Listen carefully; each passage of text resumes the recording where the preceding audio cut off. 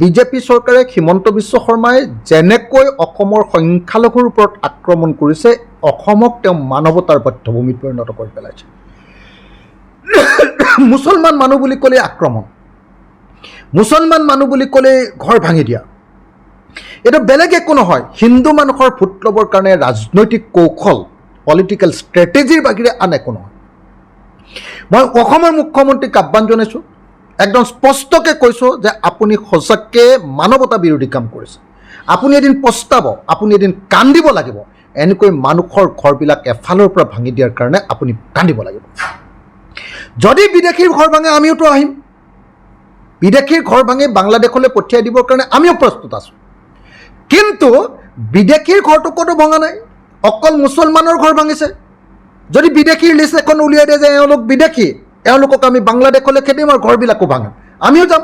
অখিল গগৈ যাব হিমন্ত বিশ্ব শৰ্মাৰ লগত উচ্ছেদ কৰিবলৈ, ব'লক।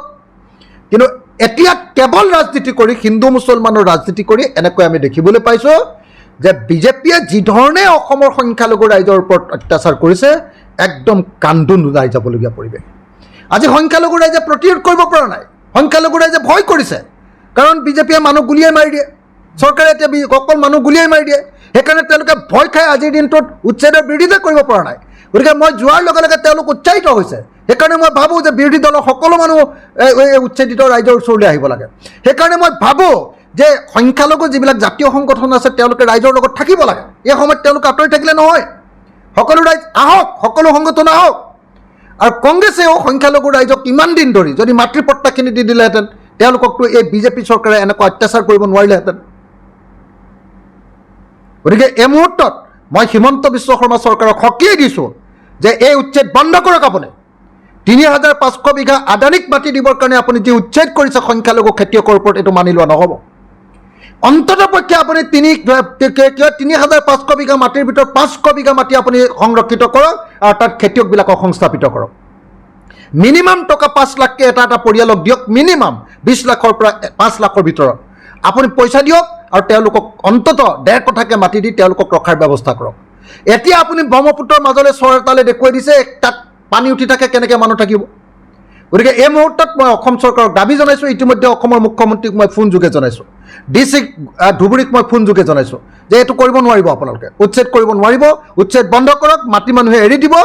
কিন্তু আপোনালোকে ৫০০ বিঘা মাটি দি তাতে ১.৫ কঠা সকলো মানুহকে, ১২০০টা ফেমিলি আছে, তেওঁলোকক মাটি দিয়ক আৰু মাটি দিলে সন্তোষজনকভাৱে মানুহে মাটি এৰি দিব।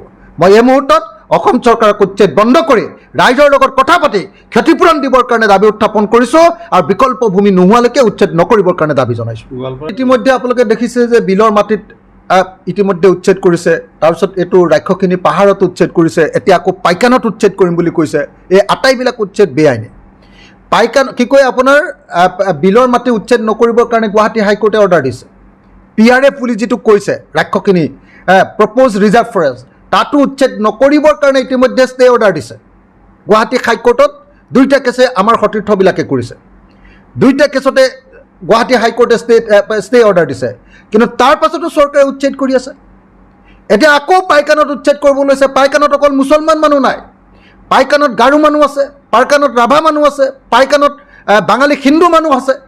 আটাইবিলাকৰ ওপৰত এতিয়া উচ্ছেদ নমাব খুজিছে। আমি ইয়াৰ তীব্ৰ বিৰোধিতা কৰিছোঁ আৰু চৰকাৰক এই উচ্ছেদ বন্ধ কৰি বিকল্প সংস্থাপন নিদিয়ালৈকে এনেকুৱা ধৰণৰ অত্যাচাৰ নকৰিবৰ কাৰণে মই হিমন্ত বিশ্ব শৰ্মাক সকীয়াই দিছোঁ।